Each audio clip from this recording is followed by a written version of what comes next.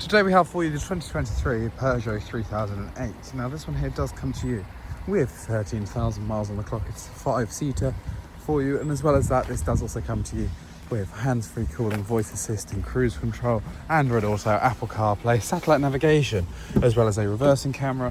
This does have an automatic transmission, and as you can see, part leather seats. So just taking you around the vehicle now, you can see we do have plenty of room in this car. A lovely amount of boot space in there as well for you. And I will just take you around to the driver's seat to show you some of the conveniences. So it does come with multiple driving modes, eco, normal and sport, so you can optimize your fuel usage for your driving style.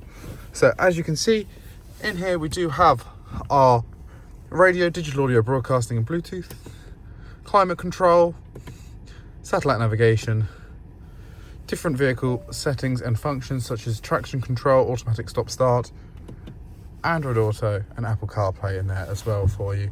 And I can also show you the reversing camera as well.